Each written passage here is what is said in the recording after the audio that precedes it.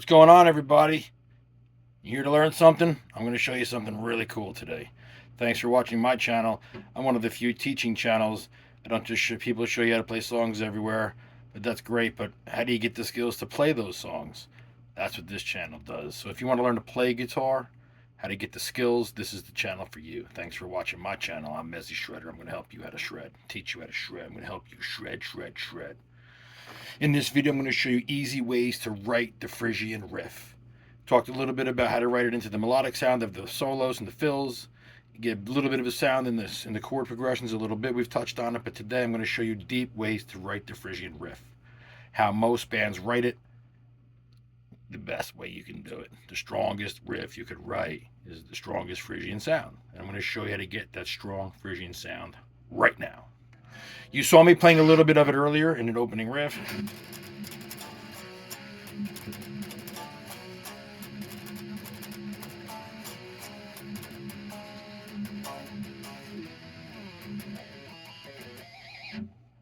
So Phrygian is the third sound in the major key. Whether you're in a minor key, you're playing in the minor key, you still look at the modes from the major side of the key. So in the major key, Phrygian is 3. Now, I'm going to demonstrate for you today how to get an E Phrygian sound. Now, why am I going to show you E Phrygian? Particularly E, not any other letter? Because this is an E string here, as you already know. And we're going to use this string to strengthen the sound of this Phrygian vibe. Other bands do it all the time, and I'm going to show you why they do it. So we're going to use this E string to strengthen the Phrygian sound. And the first thing that happens is we choose E because we have this string, and it strengthens this chord because we can add the string on top of the chord. Unless you're in drop D, where you would use the D string with the D chord when your string is tuned to E, you're going to want to be pedaling off of E. You're going to want the E Phrygian sound for the strong riff that you're going to write. There's a lot of ways to get other Phrygian sounds, absolutely. But when you're writing a riff, the fact that you can double down on this string with your chords just strengthens the sound of the riff. And you'll see what I mean if you write another Phrygian riff and it doesn't have a pedal tone of the low string involved. It's just going to not have the strength and power of a riff that does have this string involved.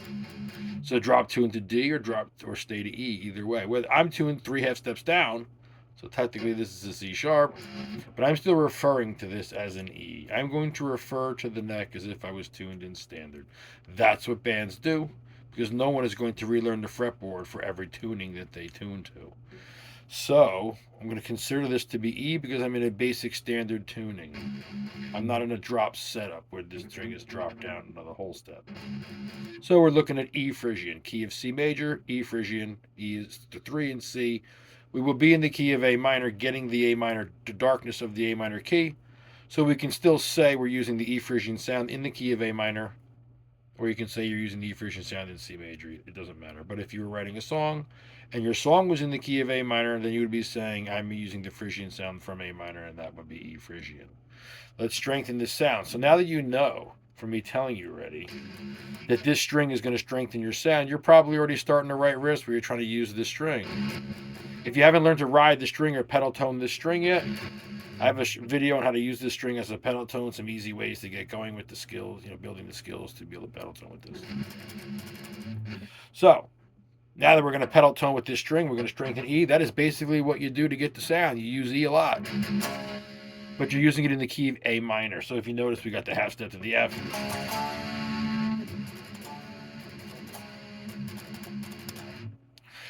That is the first thing that I'm going to do to build that Phrygian sound. I'm going to use that half step. In other words, I'm not going to get in here to the Phrygian sound. If you want to build a stronger Phrygian sound, you would probably... No one's going to tell you what to do. I'm not going to tell you what to do, but I'm going to say to you, if you choose a whole step here, E to D,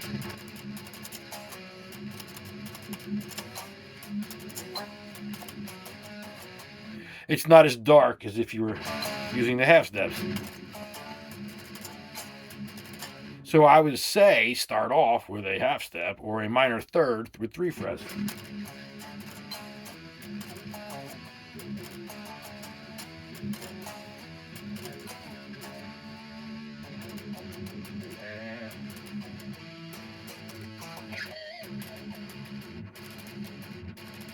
right? C, half step to the B note. Now remember, you don't get a power chord here. There is no B power chord in the key of A minor. If you know why, leave me a comment below.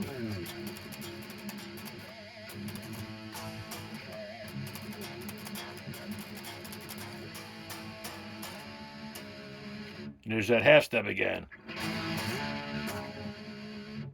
So Phrygian is mostly revolving around that third letter. The more you do it, the stronger the sound is. When you're writing a riff, it helps to have this string in there in your riff. So you're going to get the strongest sound that way. That's your Phrygian sound. So if you just practice writing riffs in A minor, then focus on the E note instead of the A note. Instead of being here,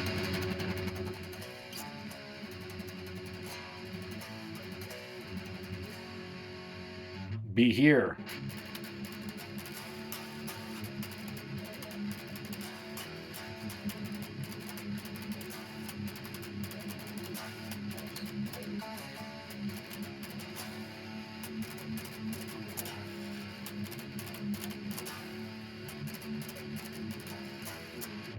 Now, when you go from the E to the G, you're talking a minor third. When you do the F to the E, you're talking a minor second. Minor intervals are darker than major intervals. So if you stay to the E and the F, and then you stay to the E to the G, and stayed away from the F to the G, that's your whole step. You can use the whole step because you need some color in there. You need a little bit of that. So you may use this as your whole step, your major interval color. And then G back to the E for that minor third.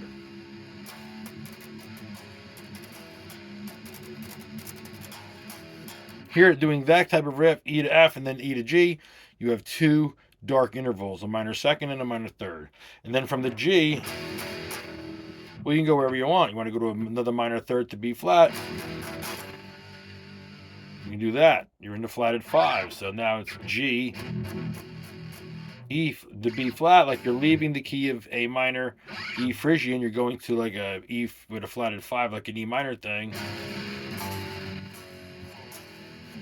That's kind of like you're in the key of E minor with a flatted 5, but then you're back to the key of A minor again.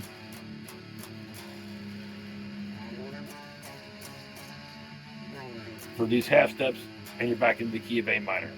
You can use this B flat,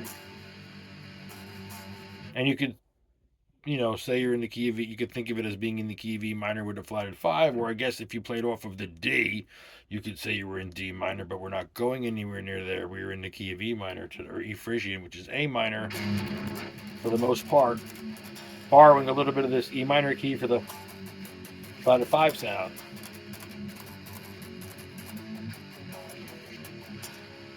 Now here I just hit the F sharp because I wanted a G half step. And there's your whole step from F sharp to E. But you don't notice it as much because it's the lowest part of the progression. So being that it's so low, it doesn't sound quite not as dark. It still sounds dark enough. You just get a little bit more darkness if you went to the F. Because that is the true half step. But what I'm saying is when you come down the guitar and you're riding down the strings, if you go to the F sharp from the G, you got a half step there. So it's kind of dark. It is dark. And then you go to the E. And what I'm saying is, although it's a whole step from the F sharp to the E, because you're so low on the instrument, it doesn't sound like a happy interval. Still sounds fairly dark. The only way you would recognize that it's not the darkest interval is when you were to do the half step next to it. Then you would say, wow, that's a little darker. But then here now you're recognizing the intervals and the power of them, recognizing what a whole step interval sounds like, a major third versus or major second interval here versus a minor second. And the D minor third, we hear that all the time. Backed up with that minor second.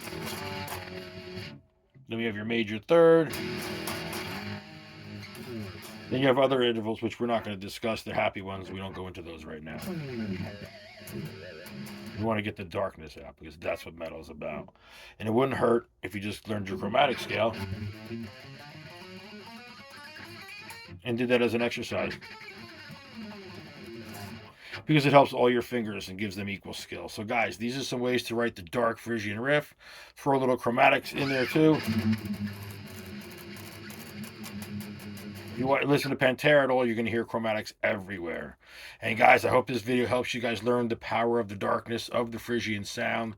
You got to remember about Phrygian. It's in all the stuff you listen to, and I hope you guys learned something from watching this video.